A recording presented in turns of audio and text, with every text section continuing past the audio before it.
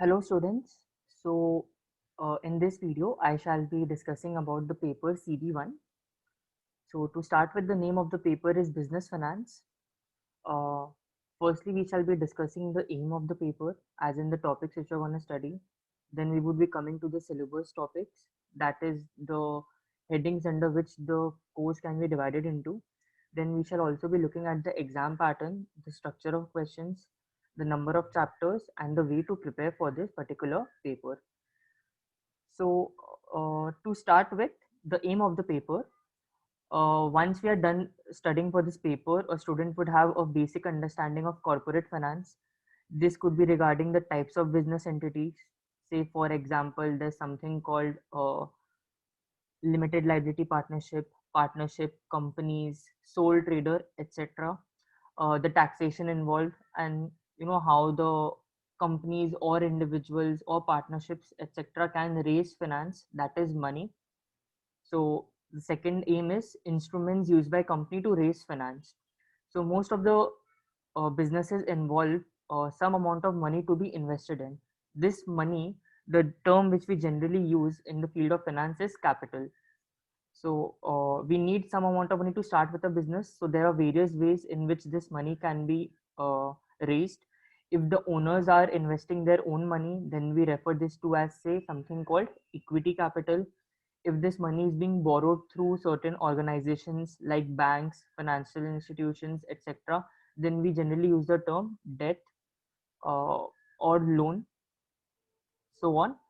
So third is that we would be able to construct and interpret accounts and financial statements of companies and financial institutions. So many of you might have never studied economics, might be coming from a science background or even humanities background, wouldn't have pursued BCom in your undergraduation. So it's absolutely fine. It's not that it's this paper is not doable. Personally, I am from science background. I have never formally studied for accounts, although my interest in stock market from school days allowed me to understand a lot of accounting terms, the way they are calculated, the underlying you know calculations involved, as well as the most importantly the implications. I mean, on what finally, if you're getting a particular accounting ratio, equation, anything, how do you exactly interpret it? So it's absolutely fine if you have never studied accounts in your life. In our classes, we would not be using any technical jargons as such, and wherever we use any technical terms, we shall be defining it even in simple language. So do not let your background bother you. You can very well prepare for this paper, even if you're from a non-commerce background. The fourth aim is like managing financial risk. So as many of you might have heard me saying what exactly actuaries do, our main task is identifying, quantifying and mitigating risk. So here also somewhat there are chapters wherein you would be you know uh, learning how do you identify risk in a particular project, then we try to quantify it, and then the ways to mitigate it. And finally, we have determine which projects needs to be undertaken. So if you're a business entity or even if you're an individual and you have a certain amount of money, so you might have different investment opportunities or different products or different business ideas where you can invest your money in. So there has to be certain parameters on the basis of which you're going to decide. It won't be random. First or the foremost reason which most of us would have is the generation of profit or the return which you are getting. Apart from this, there are various other factors. So when business houses are undertaking any project or investing heavy amounts in it, generally the returns from it are pretty long term. So there are various risks associated with investing in a particular project. So we need to identify these, quantify, and then see accordingly which project suits the needs of the capital owners in the best way and accordingly invest. So this paper is a pretty interesting one. Although yes, compared to CM and CS papers, it requires less amount of time. But personally, I would say after CS2 paper, this paper requires most application. Many students have this notion that CB1, CB2, CB3, these are very easy papers. We can easily prepare in a month and pass the exam. But if you would talk to your seniors or the ones who are appearing for CB1, many of them have struggled to clear the paper. One of the biggest misconception is that just because you have studied BCom or accounts means you can easily crack the paper. Yes, few topics are common to what you must have studied in your school or in a undergraduation, but majority of the topics are something really new. Also, as you would be aware, the particular course is set by Acted, which is nothing but a company in UK. So the laws here used as well as the accounting standards are those which are valid for UK. So the ones who are practicing in India, uh, chartered accountants or anybody or whatever you must have studied in your BCom course or in accounts, at times they could be different from what we are studying in this paper, because different countries have different accounting standards, different laws. So in our country, taxation works in a different way. In a country like UK, although most of the things work in a similar way, but there are certain rules and laws which work differently. So you need to really ensure that you have studied the material well and you apply the law of the UK land and not the Indian land, because ultimately the course is set by the uh, company which is based from UK. So accordingly, we need to follow the accounting standards and the laws as per those mentioned in the material and not using our general knowledge. So we have 22 chapters in paper CB1. If we want to divide this, so the five major syllabus topics which would be covering these 22 chapters are the following. The first being corporate governance and organization. So first two, three chapters, we would be looking at what do we exactly mean by corporate governance, then the different types of business entity, as well as the different types of taxation involved, both for individuals as well as for business entities. Later on, next topic is how corporates are financed. So in the next 4 or 5 chapters, we would be looking at as how a particular individual or a business entity can raise money. This could be in the form of owners investing capital or money, which we generally refer to as equity, and the amount which has been borrowed is generally referred to as loan capital or debt. Then we shall also be looking at some of the limitations of the things which we are studying. We would also be looking at the use of financial instruments like derivatives and all to what to say manage or reduce our risk. Then we would be looking at topics which would help us in evaluating the projects. Then we have construction and interpreting. This would be construction or constructing and interpreting the accounts. And finally, we have constructing management information and evaluating working capital. So in total, we have 22 chapters. These are the five syllabus topics. Further, according to the acted course, we can divide these 22 chapters into three sections. Like in other papers, they are generally divided into a sections of 4 and 5. For CB1, we can divide it into three sections. So the first section would basically be chapter 1 to 8, then 9 to 15, and then 16 to 22. So in the first 8 chapters, we would be introducing what exactly we mean by finance, uh, the people who are involved in managing the finance of the company, what are the various tasks and the terms, then the types of business entities which can be set up along with its advantages, disadvantages, its features, so on, the types of taxation involved, along with the various means through which finance can be raised. Also, we would be looking at new ways or things which have come into practice in the recent decade itself. We would be looking at those, and then finally we would also be looking at the various financial instruments which can be used to reduce or say mitigate certain risks which businesses are involved in taking. So these things would be covered in chapter 1 to 8. This is a relatively easier part of the paper. It's a scoring part. Chapter 9 to 15, we shall be basically looking right from the scratch how to create accounts, the financial statements, primarily the profit and loss statement, balance sheet, cash flow statement. Directly construction does not come, but we shall be looking at. So there are three most important financial statements which we would be studying in this paper. The first being the balance sheet, the second being the profit and loss statement or the PL statement as you might know it, and third is the cash flow. So constructing these accounts, and then we would also be looking at various ratios and various quantities which can be calculated from the set of accounts, which will help us to compare the financial position of different companies. So this part would be something which students who have never studied accounts, it would be completely new to them. But this is a really interesting part. From my childhood, I have always wanted to study accounts, but due to the nature of our curriculum, if you're taking science, you cannot pursue accounts. So I personally feel that all of us, should study at least basic accounts, because with maths, this is something which is almost a necessity, and it really helps in day-to-day life as well.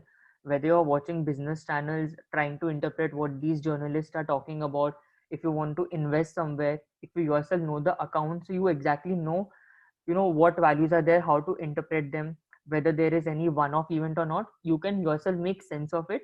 You do not have to rely on somebody else to understand at least the basic things. So chapter 9 to 15 basically involves construction of these right from the scratch, along with calculation of certain ratios which would help us to compare the financial position of different business entities. We shall then also be looking at the limitations of the accounting techniques and the definitions which we use, and the set of assumptions or the conventions which are used for construction of accounts. So the limitations of these would also be covered in chapter 9 to 15. From chapter 16 onwards, we would be basically looking at the various ways or the techniques which the company needs to employ so as to be able to decide that in which products they should basically invest their money. So we might be having a different set of projects in which we can invest, given that generally the capital is something which is not abundant in nature. We all have scarcity of it, so the company has to employ its capital accordingly. When I use the term capital, I basically loosely mean the amount of money which the company is willing to invest in a particular project. So this is about the paper. uh, Again, as compared to CM and CS papers, this paper would require comparatively less time for preparation, but as I said, this paper really requires a lot of application. So you really need to study, and you really should be able to, or have the concepts in such a way that you are able to apply. Because in past year, if you see the examination questions, most of the questions are such that they involve a new scenario, so you have to be really good at applying a particular knowledge. So next, moving forward to the structure of paper, it's basically 3 hour 15 minutes paper. This involves both reading and writing time, when in the paper would be a normal in a pen paper format in physical center, if we ever transition back to that arrangement. So this is the amount of time we would be having. As for the current arrangement of online sessions, you are getting 3 hour 15 minutes. This includes everything: downloading of paper, writing your answers in the answer script, as well as uploading. You need to start uploading right after 3 or 15 minutes, and then you have been given a window of 15 minutes which primarily needs to be used to communicate to IFOA in case you're having any issues with respect to uploading a document. Note that the writing time is restricted to 3 or 15 minutes. If you have written or saved your file after 3 or 15 minutes, the institute might not accept your answer sheet. Personally, I have had students whose answer scripts were not accepted. So, you know, just be absolutely sure and keep this in your mind that you just have 3 or 15 minutes to write and save your work when the exams are being conducted online. Coming to the structure of the paper, it's a very fixed format for the IFOA. First 10 questions are MCQs, 2 marks each, so total of 20 marks, no negative marking. So MCQs, whenever we think about MCQs, it feels like it's very easy to score, but trust me, scoring these MCQs are not at all good. The options are such that in a question you might find 2-3 options to be correct. The wordings of the questions are such ki which of them is most suited to the situation, or which of this best describes certain things. So it's actually very confusing. On some day you might feel one option is correct, on some another day with some different thought process, you might feel some other option to be correct. So this MCQ is not actually that easy to score on. 5-6 questions you should be able to score it, but getting all 10 of them right is actually a bit challenging. One must have really good application skills to be able to get all of them correct. Then we have 8 questions of 5 marks each. These are known as the short type questions. It's a fixed format. Till now, this has been the format, 8 questions of 5 marks each. And then finally, we have 2 questions of 20 marks. These are long questions.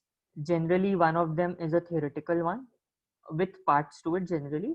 And the second one is generally refers to, construction of accounts, say balance sheet or profit loss statement, or it could be calculating certain ratios.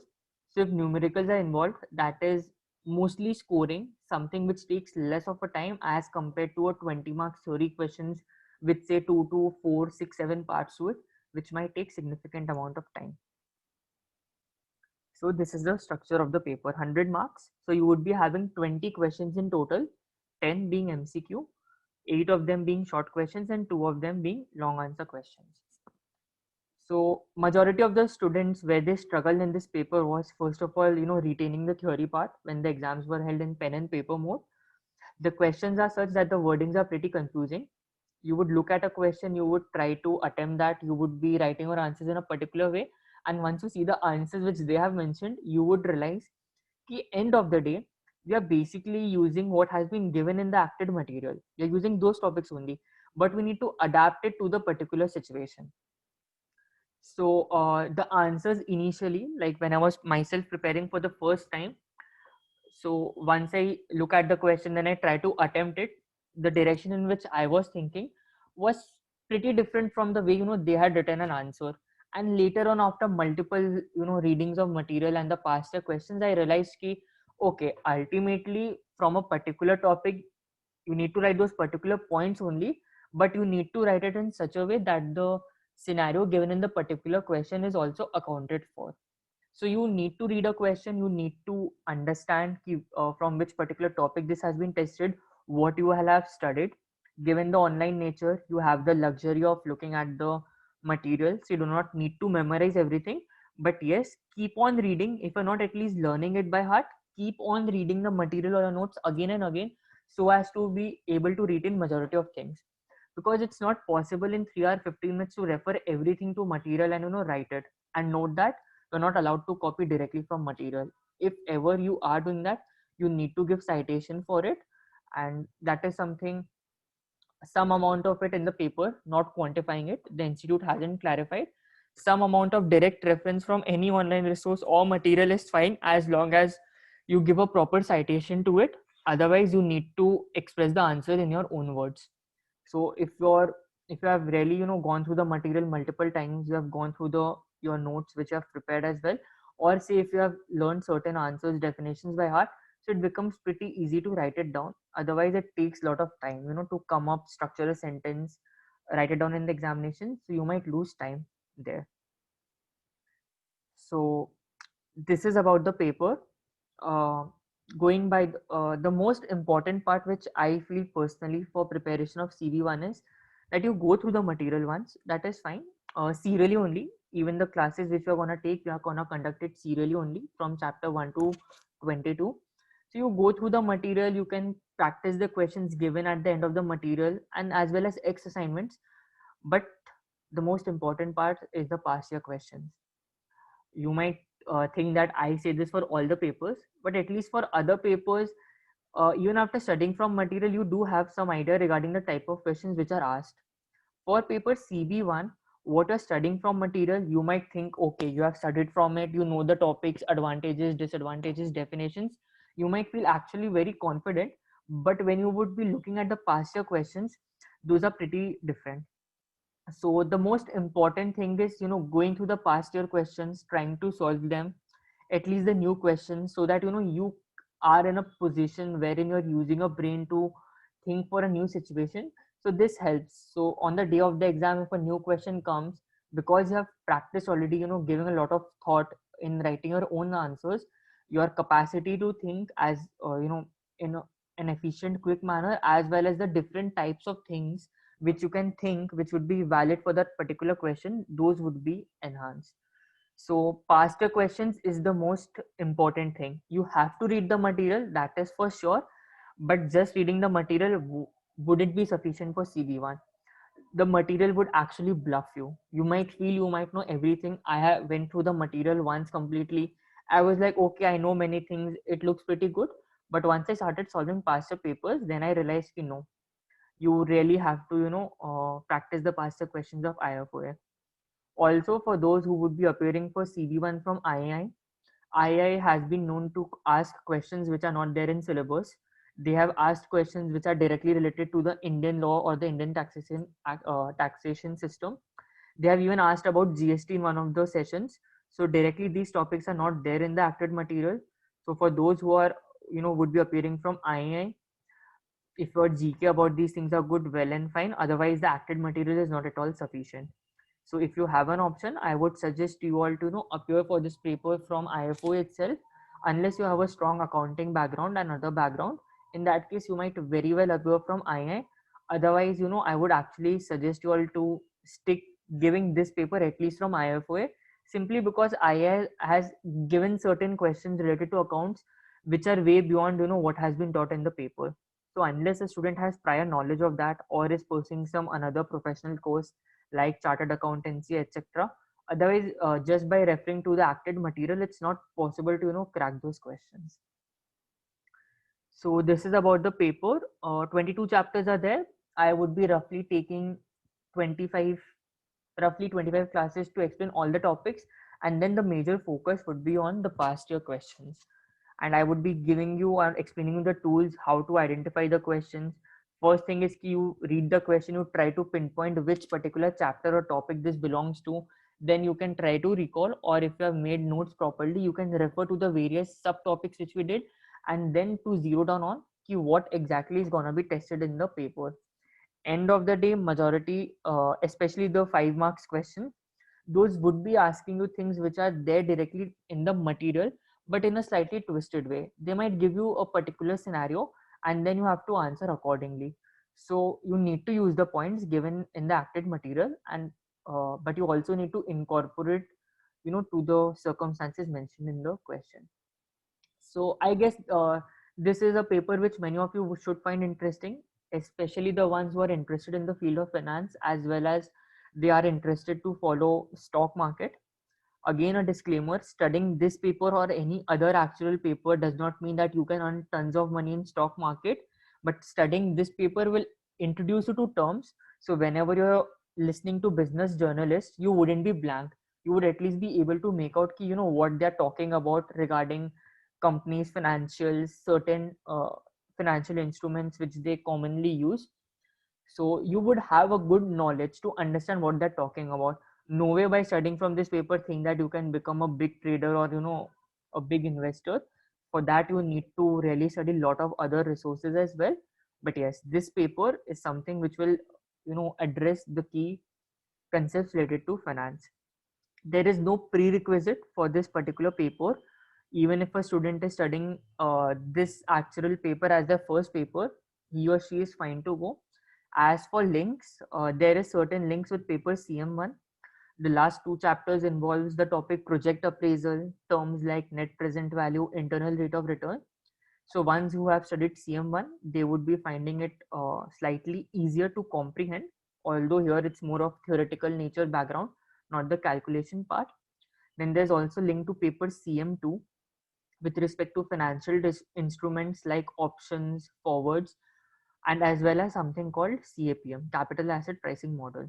So here we do have that model. So again, if one has studied for paper CM2 in one particular chapter, he or she would be able to relate.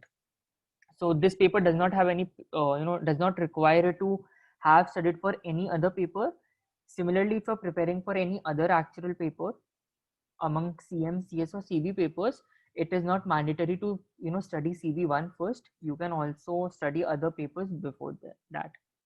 Again, in higher papers, while you would be studying SP5 and SP6, some information from this particular paper would be there. Even for paper CP1, uh, concepts from this paper would be required. So hope that you all found this video really helpful.